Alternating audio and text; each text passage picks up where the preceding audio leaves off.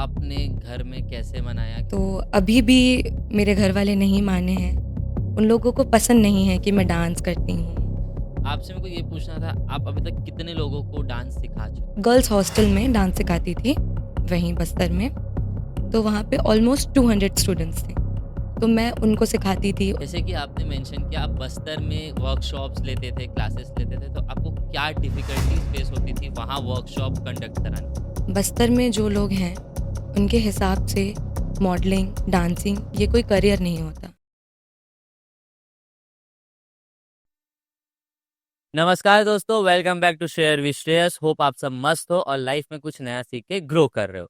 आज की जो हमारी गेस्ट है वो एक डांसर है, कोरियोग्राफर है और एक मॉडल है। उनके डांस में रिदम है, उनके मॉडलिंग में ग्रेस है और वो सिखाते ऐसा है कि लोगों को लगता ही नहीं वो सीख रहे हैं और वो सीख जाते हैं। तो चलिए मिलते हैं हमारी आज की गेस्ट वेदिका जी से और जानते हैं उनके लाइफ के बारे में, उनके स्ट्रगल के बारे में और वो इस फील्ड में कैसे उनका आना हुआ, उनसे ही सुनते हैं हम। तो चलिए मिलते हैं हमारी गेस्ट वेदिका जी से। हेलो वेदिका जी, कैसे हैं आप? हेलो, मैं ठीक हूँ, आप कैसे हो? मैं बहुत बढ़िया। फर्स्ट ऑफ ऑल बहुत-बहुत शुक्रिया आप हमें अपना कीमती समय हमारे पॉडकास्ट में दे रहे हैं उसके लिए। थैंक यू सो मच, आपका भी। वेदिका जी, मैं चाहूँगा कि सबसे पहले आप अपने बारे में हमारे ऑडियंस को प्लीज़ बताएँ। हेलो एंड नमस्ते एवरीवन। मेरा नाम वेदिका चौहान है और मेरी एज है 21 और मैं tourism capital of Chhattisgarh Bastar Jagdalpur से बिलोंग करती हूँ। बाय प्रोफेशन मैं एक डांस कोरियोग्राफर और मॉडल हूँ। और जैसा कि मैंने आप सभी को बताया कि मैं एक डांस कोरियोग्राफर हूँ, तो मैंने छत्तीसगढ़ी इंडस्ट्री में काम किया हुआ है। मैंने कोरियोग्राफीज दी हुई है एंड पर्सनली मैंने कुछ छत्तीसगढ़ी सॉन्ग्स में काम भी किया है। मैं आपसे ये जानना चाहूँगा, जैसे कि आपने कहा आप प्रोफेशनल डांस कोरियोग्राफर हैं और मॉडल हैं। क्या आप शुरू से ही ये काम कर रहे हैं या फिर इससे पहले भी आप कुछ करते थे? ओके, तो जब मैं स्कूल में थी तो डांस मुझे बहुत पसंद था, डांस मेरी हॉबी थी। तो डांस मेरे सबसे पहले तो मेरी वो पैशन बनी। पैशन से फिर मैं प्रोफ़ेशन इस डांस पे आई। तो जब मैं शुरू से डांस करती थी, मुझे अपने आप को एक्सप्रेस करना बहुत पसंद था, डांस के थ्रू। फिर मैंने इसमें धीरे-धीरे आगे काम किया, फिर मैंने कोरियोग्राफ़ीज़ देनी चालू की। मैं जगदलपुर में ही हॉस्टल है बेसिकली वहाँ पे ऑलमोस्ट 200 स्टूडेंट्स हैं, फीमेल लड़कियाँ। तो मैं उनको कोरियोग्राफ़ी देती थी अकेले। उसके बाद मैं प्रोफ़ेशनल कोरियोग्राफ़र बनी। फिर मैं उसके थ्रू फिर मॉडलिंग फ़ील्ड में। आपने घर में कैसे मनाया? क्योंकि आप एक ऐसे फील्ड में जाना चाहती थी जिसमें घर वाले पसंद नहीं करते भेजना। क्योंकि मेरे भी सराउंडिंग्स में, मेरे फैमिली में कुछ ऐसे मेरे कज़िन्स हैं, भाई-बहन हैं, जो डांसर बनना चाहते हैं लेकिन उनके मम्मी-पापा उनको रोकते हैं, मना करते हैं। तो आपके लिए कितनी मुश्किल आई घर में मनाने के लिए? मुश्किल तो काफ़ी था, क्योंकि मेरे फ़ैमिली में मैं ऐसी इकलौती हूँ, जो इस फ़ील्ड में हूँ। तो अभी भी मेरे घर वाले नहीं माने हैं। उन लोगों को पसंद नहीं है कि मैं डांस करती हूँ और स्पेशली जब मैं मॉडलिंग फ़ील्ड में हूँ, ये सारी चीज़ें उन लोगों को पसंद नहीं है। तो अभी भी मैं अपने घर से दूर रहती हूँ। मैं जगदलपुर की हूँ जैसे मैंने आप सभी को बताया, बट मैं अभी-अभी यहाँ भिलाई शिफ्ट हुई हूँ, सिर्फ़ इसी चीज़ के लिए क्योंकि मेरे फैमिली सपोर्टिव नहीं है। तो माने तो अभी भी नहीं है, बट देखते हैं आगे। मान जाएँगे, मान जाएँगे। आप इतना मेहनत कर रहे हैं तो मानेंगे ज़रूर। आपसे मेरे को ये पूछना था, आप अभी तक कितने लोगों को डांस सिखा चुके? तो मैंने जैसे पहले मेंशन किया, मैं एक गर्ल्स हॉस्टल में डांस सिखाती थी, वहीं बस्तर में। तो वहाँ पे ऑलमोस्ट 200 स्टूडेंट्स थे। तो मैं उनको सिखाती थी उनके और बस्तर में ही काफ़ी सारे कल्चरल प्रोग्राम्स होते हैं, जहाँ पे वो लड़कियाँ परफ़ॉर्म करती हैं, आज भी। तो और मोस्टली उन्होंने जब भी परफ़ॉर्म किया है, वो जीती हैं। उसके अलावा मैंने काफ़ी सारे कॉम्पिटिशन्स में लोगों को कोरियोग्राफ़ किया है। जैसे कि आपने मेंशन किया आप बस्तर में वर्कशॉप्स लेते थे, क्लासेस लेते थे, तो आपको क्या डिफ़िकल्टीज़ फेस होती थी वहाँ वर्कशॉप कंडक्ट कराने? बस्तर में जो लोग हैं, उनके हिसाब से मॉडलिंग, डांसिंग ये कोई करियर नहीं होता, क्योंकि वो बहुत एक छोटा शहर, एक गाँव है बेसिकली। तो वहाँ पे सबसे बड़ा चैलेंज ये आता है कि मैं लोगों को सिखाऊँ कैसे? अगर मैं उन लोगों को स कुछ नया सिखाने की कोशिश करती हूँ, तो वो बहुत हिचकिचाते हैं, क्योंकि उन्होंने कभी वो सारी चीज़ें नहीं की हैं। तो मैं कोशिश करती हूँ कि उन सबसे पहले उनके कम्फ़र्ट ज़ोन से निकलूँ। जैसे कि बस्तर वालों का सबसे बेस्ट कम्फ़र्ट ज़ोन है वहाँ का फ़ोक डांस। तो वो स्टार्टिंग होता है। जैसे कि आपने कहा आप उनको कंफर्ट जोन से बाहर लाने के लिए बस्तर का फोक डांस सिखाते, तो उसका प्रोसेस आप हमको बता सकते हैं क्या प्रोसेस रहता है कि उनको आप कंफर्ट जोन में लाया? ये तो प्रोसेस मतलब काफ़ी सबका अलग-अलग टेक्निक होता है अपने कंफर्ट ज़ोन से बाहर निकलने का। तो मैं यूजुअली जैसे मेरे जो स्टूडेंट्स होते हैं या जिन लोगों को मैं कोरियोग्राफ करती हूँ, सबसे पहले मैं उन लोगों को सॉन्ग सुनाती हूँ, ताकि वो बेसिकली कंफर्ट भी हो जाए एंड जब हम सॉन्ग सुनते हैं, तो हमें फ़ील होता है। एंड पर्सनली जब मैं डांस करती हूँ, तब मुझे फ़ील करके डांस करना बहुत पसंद है। तो वो सबसे पहला स्टेप है कि हम सॉन्ग सुनाते हैं। उसके अलावा मैं कोशिश करती हूँ कि जो मेरे स्टूडेंट्स हैं या जिनको मैं कोरियोग्राफ कर रही हूँ, वो पहले खुद कुछ नया करके दिखाएँ, ताकि मैं उनसे मतलब हूबहू हो जाऊँ कि वो किस तरीके के हैं, वो कैसे कर रहे हैं और मैं उनको और किस तरीके से अच्छा उनमें इम्प्रूवमेंट ला सकती हूँ। तो वो दोनों तरीके से हो जाता है। जैसे कि आपने कहा एक शब्द कहा फील, तो मेरे को जितना पता है जब तक आप बीट फील नहीं करेंगे तो आप डांस नहीं कर पाएंगे।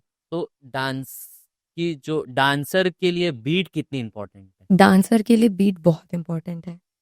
अगर हम बीट्स नहीं सुने, अगर हम म्यूज़िक फ़ील नहीं करेंगे, तो हम अपने आप को एक्सप्रेस नहीं कर पाएँगे।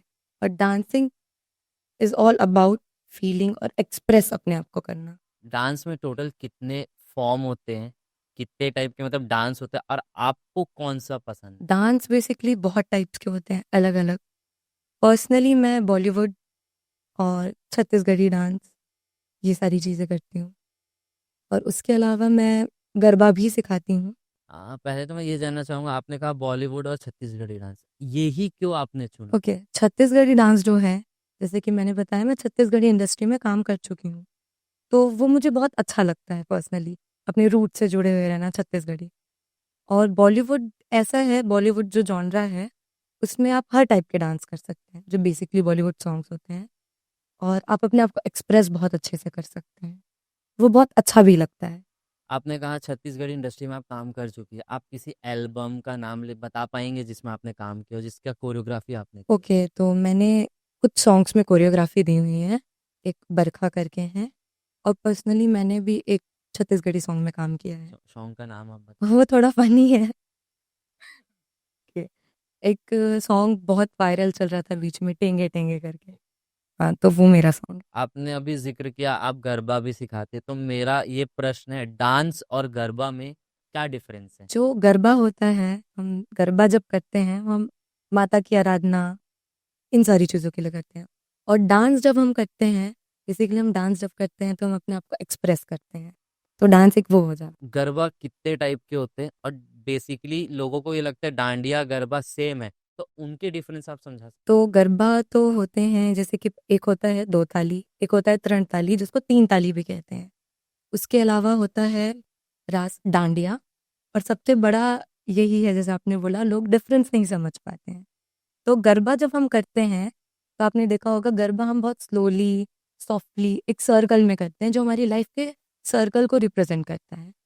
और जो डांडिया होता है, वो माता दुर्गा और महिषासुर के बीच में जो युद्ध था, उसे रिप्रेज़ेंट करता है, जिसमें जो डांडिया हम यूज़ करते हैं, वो तलवार को रिप्रेज़ेंट करता है। तो ये सबसे बड़ा डिफ़रेंस है। और सबसे बड़ी चीज़ कि जब हम डांस करते हैं, मोस्टली फॉर्म्स ऐसे होते हैं, हर एक डांस के अलग-अलग प्रॉप्स होते हैं। जैसे हम बेली डांस करते हैं तो आपने देखा होगा उसमें बेली बेल्ट यूज़ होता है। हिप हॉप करते हैं तो उसमें शूज़, वैसे ही डांस फॉर्म्स में हम लाइक फुटवियर्स वगैरह यूज़ कर सकते हैं। बट जब हम गरबा करते हैं, तब हमको नहीं यूज़ करना चाहिए, हम नंगे पैर करते हैं, क्योंकि हम माता की आराधना के लिए करते हैं। तो आज भी कई लोग हैं, जो लोग नंगे पैर नहीं करते हैं। तो मैं प्लीज़ उन लोग को ये बोलना चाहूँगी कि आप जब आप गरबा करते हैं, तो आप नंगे पैर करिए।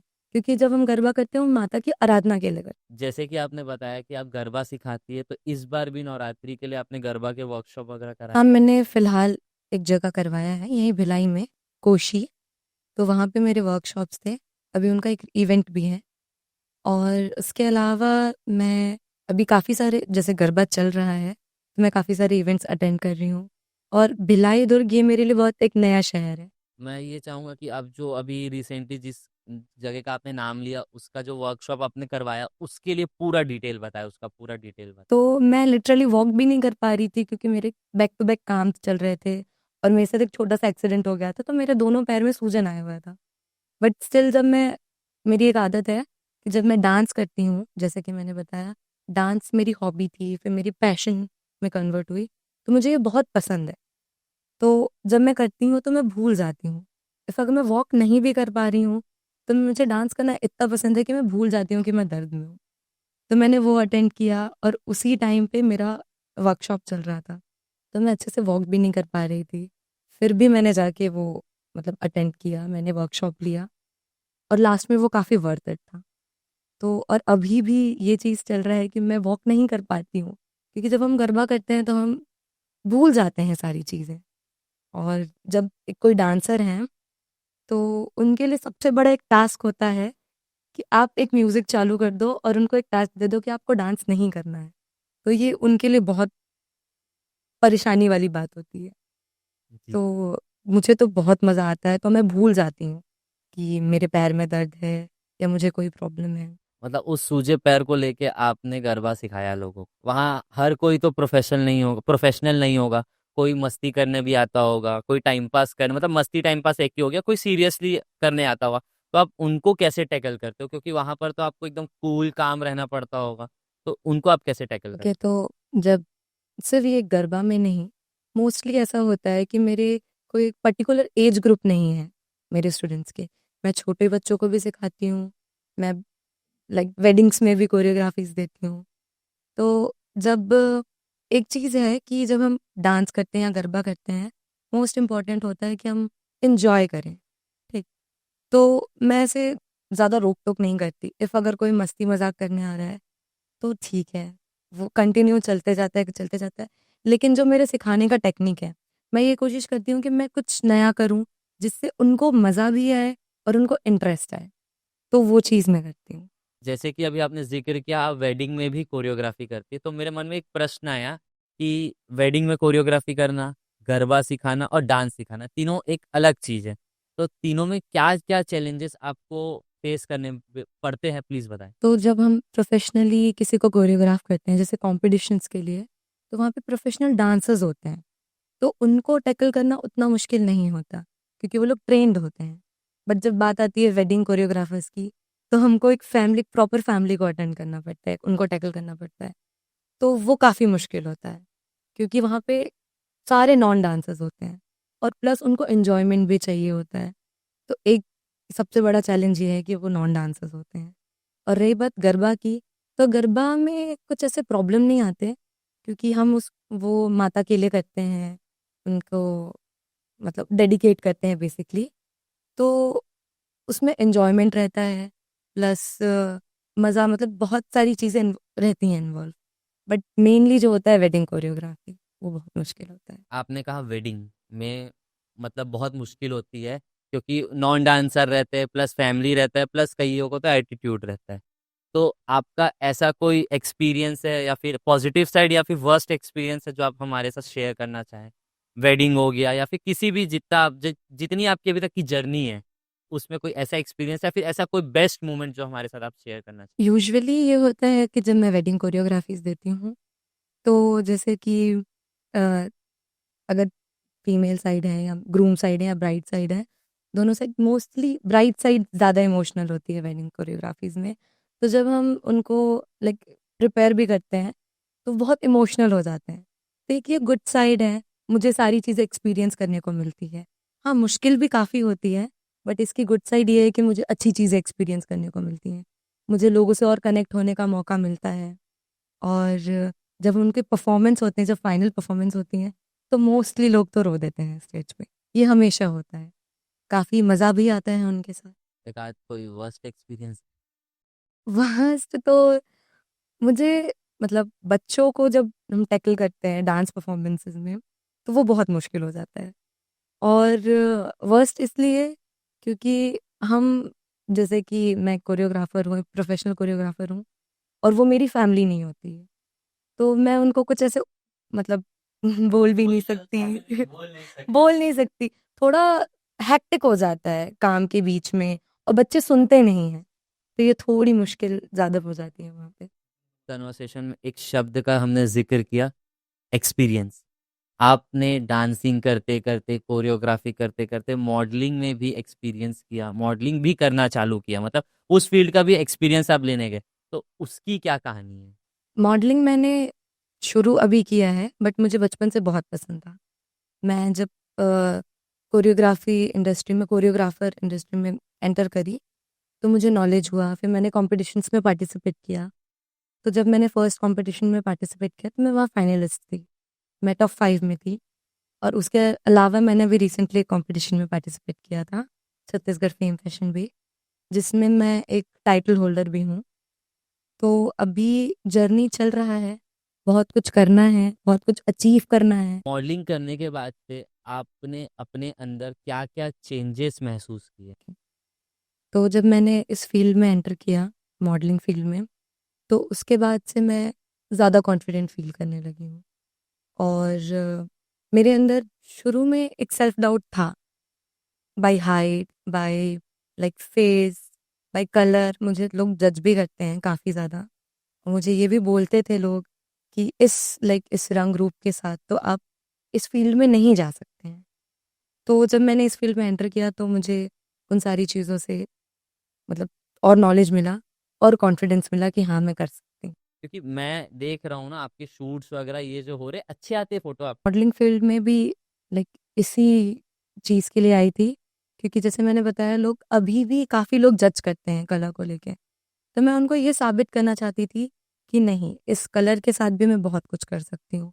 ये कलर आप लोगों के लिए होगा कि एक नेगेटिव पॉइंट हो सकता है, बट मेरे लिए एक प्लस पॉइंट है। मेरे लिए कॉन्फिडेंस, मुझे मेरे कलर से भी काफ़ी कॉन्फिडेंस मिलती है। जब मैं स्टेज पे खड़े होती हूँ लोगों के साथ, तो मुझे फ़ील होता है मैं लोगों से अलग हूँ। अगर वहाँ पे 10 मॉडल्स हैं, नो डाउट सारे बहुत अच्छे हैं, तभी वो उस स्टेज पे होते हैं। सारे लोगों ने, कई लोगों ने मुझसे भी ज़्यादा मेहनत की होंगी, बट मैं ये फ़ील करती हूँ कि नहीं, मैं लोगों से अलग हूँ, भले मैं डार्क स्किन टोन। आप जब पहली बार स्टेज में चढ़े होंगे या फिर शूट करवाए होंगे, तो एक हेजिटेशन, एक डर रहा होगा, वो सबको रहता है।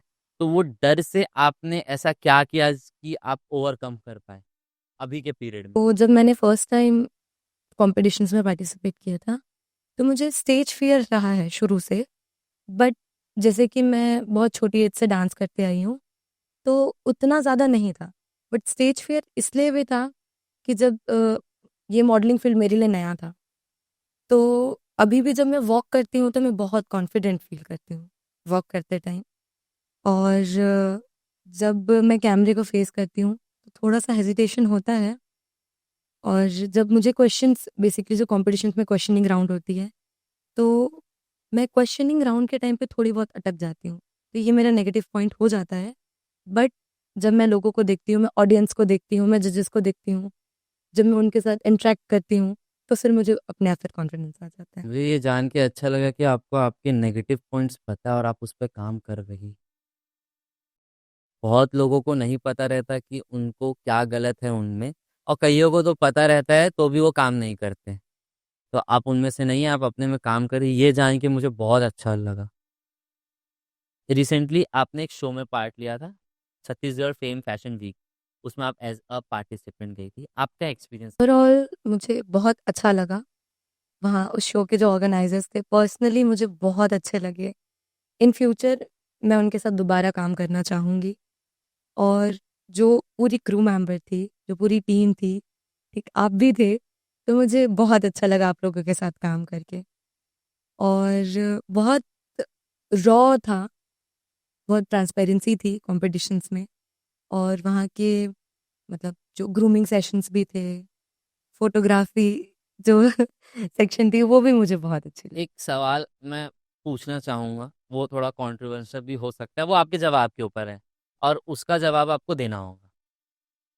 ये जो शो जो कंडक्ट हुआ, ये शो की ग्रूमिंग और बाकी शोज जो आप गए हैं उनकी ग्रूमिंग में कितना अंतर, और ये जो शो है इसकी ग्रूमिंग कितनी अच्छी थी बाकी शोज? जो मैंने जैसे कॉम्पिटिशन्स अटेंड किए हैं, वहाँ के जो ग्रूमिंग अटेंड किए हैं, तो उनके भी अच्छे होते हैं। वो भी मुझे, क्योंकि उस टाइम पे मैं नई थी फील्ड में, तो मुझे ज़्यादा नॉलेज नहीं था।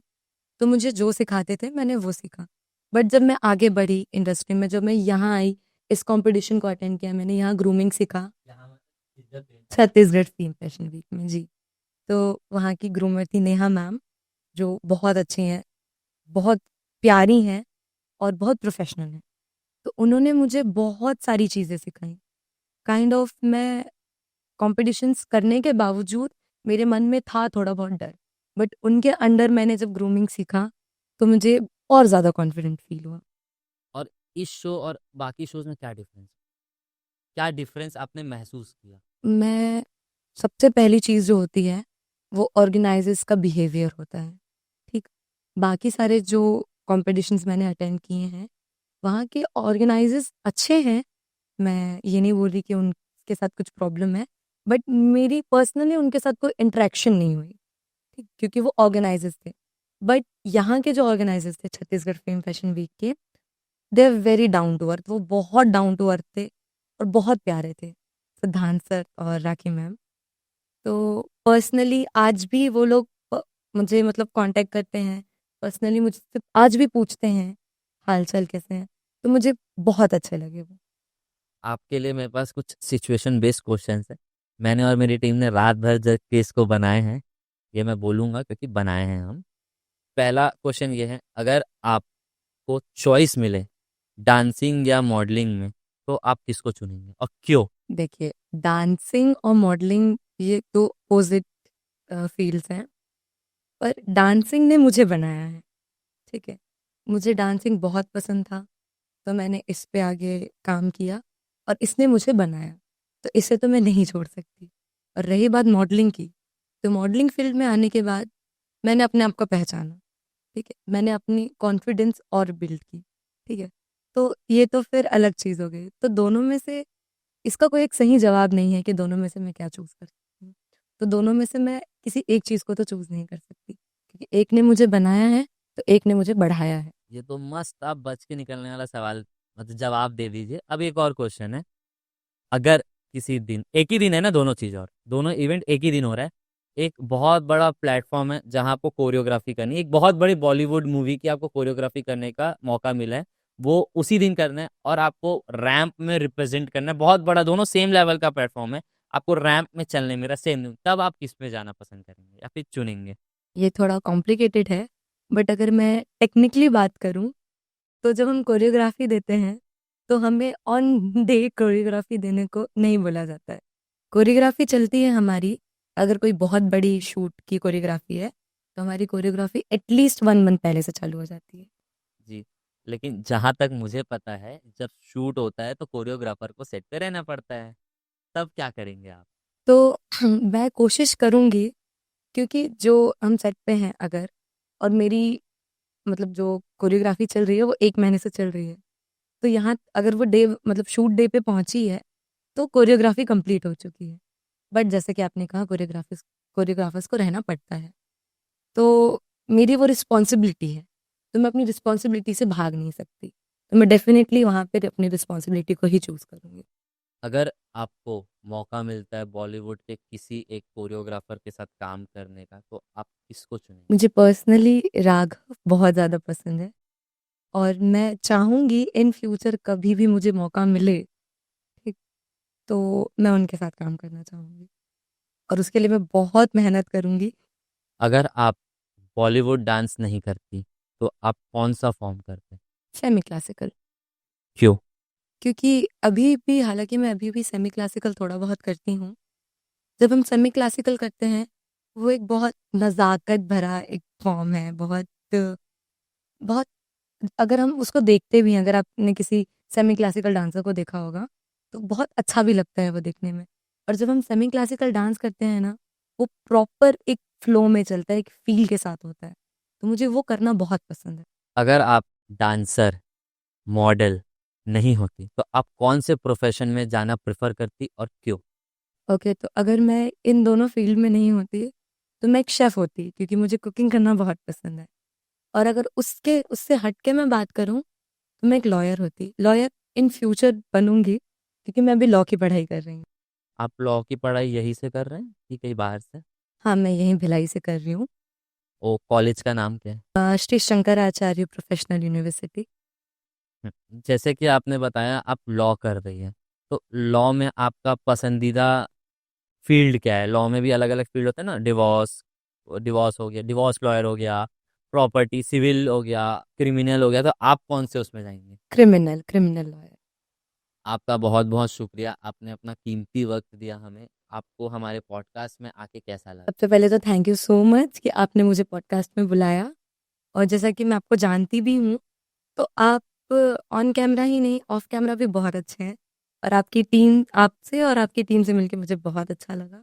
और आप लोगों के साथ काम करके मुझे बहुत ज़्यादा ही अच्छा लगा। जैसा कि आप सबको पता है, मेरा एक डायलॉग, ये तो सिर्फ झांकी है, अभी श्रेयस का दौर आना बाकी है। इसी डायलॉग के साथ हम इस पॉडकास्ट को करते हैं यही समाप्त।